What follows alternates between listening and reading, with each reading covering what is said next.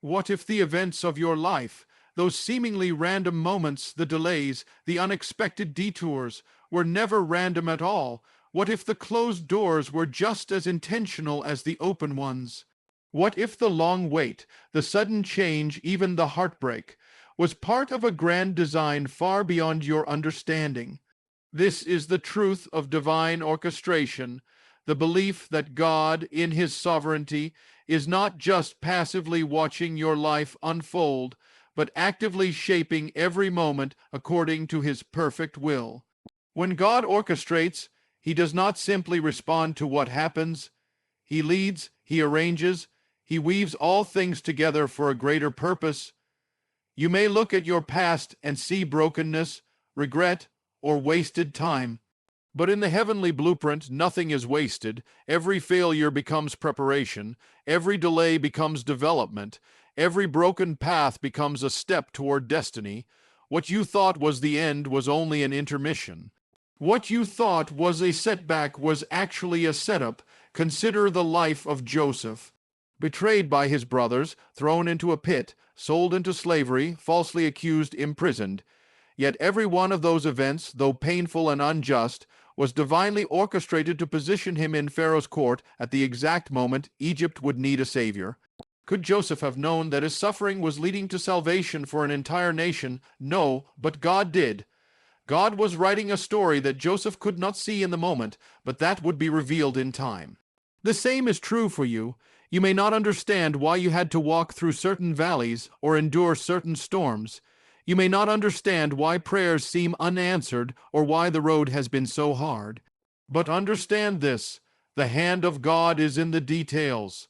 The detour you took 5 years ago, the one you thought was your greatest mistake, may have been the very turn that kept you from destruction. The job you didn't get, the relationship that ended, the door that closed, those were not rejections, they were redirections. Because when God is your author, nothing in your life is incidental. Even the silence of God is not empty. His silence is strategic. His timing is precise. He is never early, never late. And when the moment is right, when you are ready, when the pieces have aligned, the curtain will lift and you will see what he was doing all along. But here's the challenge. Can you trust the composer even when you don't hear the music? Can you walk forward believing that every note of your life is being written with purpose? Faith is not just trusting God for the destination. It's trusting him in the detour, in the delay, in the dark. So hold on, stay faithful, because the God who orchestrates the stars, who numbers every hair on your head, is the same God writing your story, and he does not make mistakes. The wilderness is not the place we choose. It's the place we're sent. It's the land between the promise and the fulfillment, the dream and its manifestation. It is dry, quiet, lonely, and confusing, and yet it is here, in the silence, in the hiddenness, in the waiting, that your calling is forged. Because before God uses a person publicly, he shapes them privately. The wilderness is not punishment, it is preparation. When God called Moses, he didn't begin with miracles in Egypt. He began with 40 years of silence in Midian. Once a prince in Pharaoh's palace, Moses was stripped of everything, status, influence, power, until all that remained was a shepherd in obscurity. But it was there, among sheep and shadows, that he learned humility. It was there that his ears were tuned to the voice of God, and it was there, in the wilderness, that he encountered the burning bush, the call that would change nations. The same pattern is repeated again and again. David was anointed king, but what followed was not a throne. It was a cave. He fled for his life, lived as an outcast, and fought battles no one saw. Yet in that wilderness, he learned to lead, to trust, to worship in secret.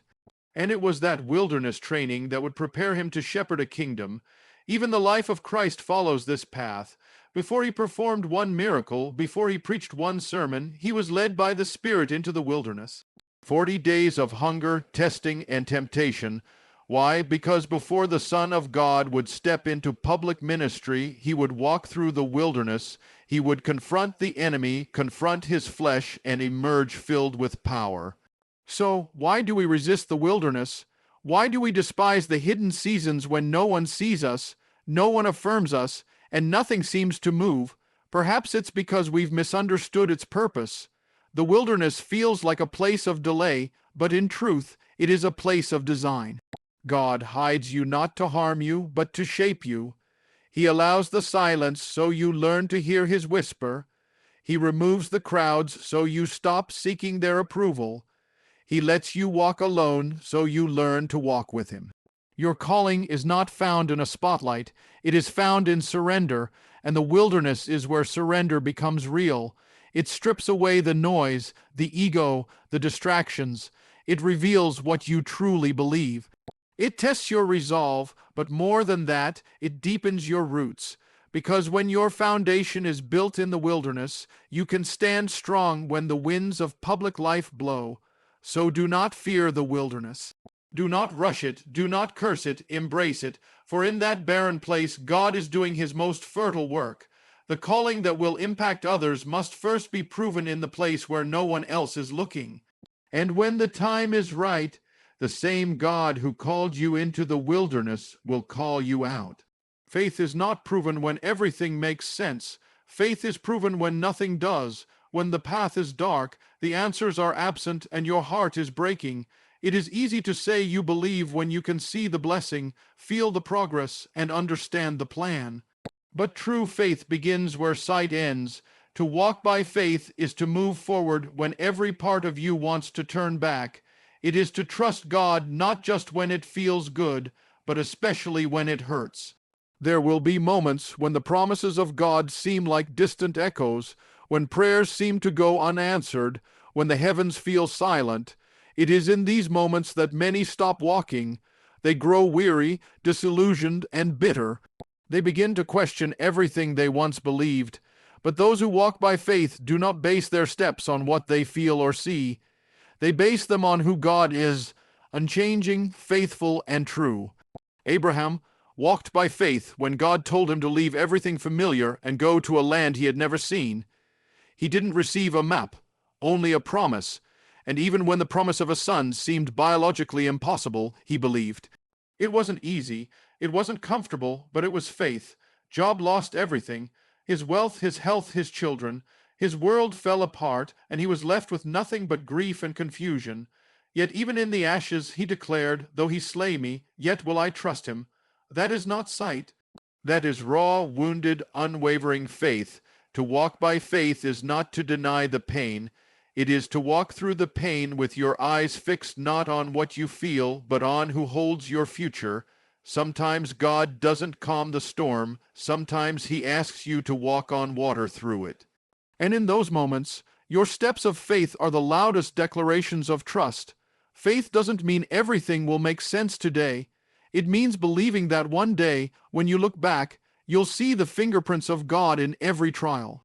It's believing that the same God who brought you through yesterday's battle will sustain you in today's wilderness and guide you into tomorrow's promise. But this walk will cost you. It will cost your comfort, your logic, your desire for control. It will require you to say, "I don't understand, but I still believe." It will stretch you, test you, and refine you.